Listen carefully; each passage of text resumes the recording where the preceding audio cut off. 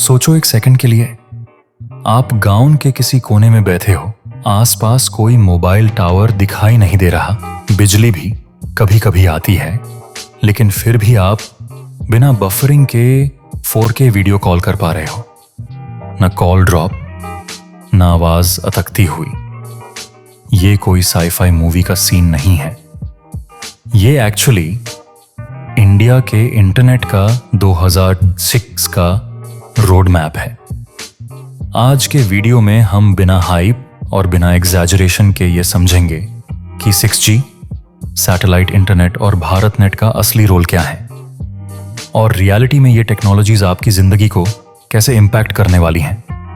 नमस्कार दोस्तों, आज हम बात करेंगे इंडिया के इंटरनेट के फ्यूचर की, बिल्कुल सिंपल लैंग्वेज में, बिना हैवी टेक्निकल वर्ड्स के।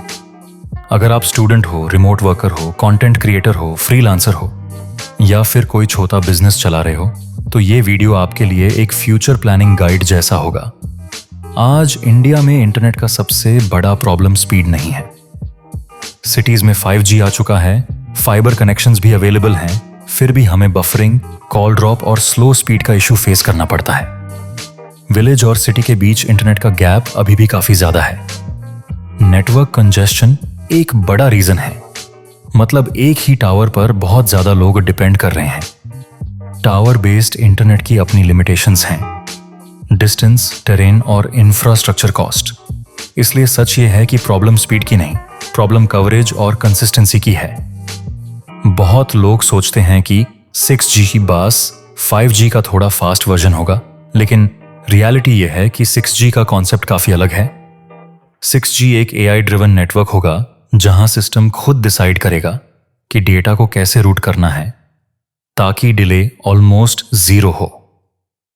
एक्सपेक्टेड फीचर्स में ultra low latency, smart cities के लिए एडवांस्ड कनेक्टिविटी और हेल्थ केयर जैसे सेक्टर्स में रियल टाइम एप्लीकेशंस शामिल हैं।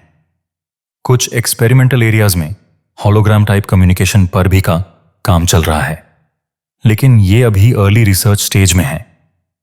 इंपॉर्टेंट बात यह है कि 6G अभी टेस्टिंग और रिसर्च फेज में है, पब्लिक यूज में आने में टाइम लगेगा। इसलिए आज जो भी 6G के क्लेम्स होते हैं उन्हें फ्यूचर प्रिडिक्शन के रूप में ही देखना चाहिए। सैटेलाइट इंटरनेट का मैं गोल सिटीज को रिप्लेस करना नहीं है, इसका काम उन जगहों को कनेक्ट करना है जहां टावर या फाइबर पहुंचाना मुश्किल होता है, जैसे माउंटेन्स, बॉर्डर एरियाज और रिमोट विलेजेस।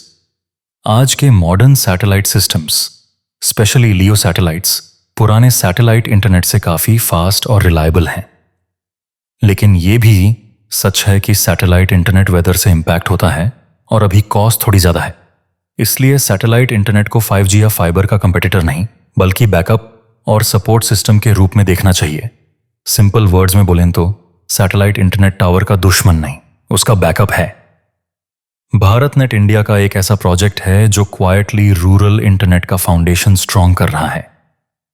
इसका मैं एम है हर ग्राम पंचायत तक ऑप्टिकल फाइबर पहुंचाना। जब फाइबर स्कूल्स, हॉस्पिटल्स और कॉमन सर्विस सेंटर्स तक पहुंचता है, तब ऑनलाइन एजुकेशन, टेलीमेडिसिन और डिजिटल पेमेंट्स जैसे सिस्टम्स प्रॉपर्ली काम कर पाते हैं। भारत नेट का इंपैक्ट धीरे धीरे दिखता है, लेकिन लॉन्ग टर्म में ये रूरल इंडिया के लिए गेम चेंजिंग इंफ्रास्ट्रक्चर बन सकता है। यहां हम सिर्फ इंफ्रास्ट्रक्चर और टेक्नोलॉजी की बात कर रहे हैं, कोई पॉलिटिकल एंगल नहीं।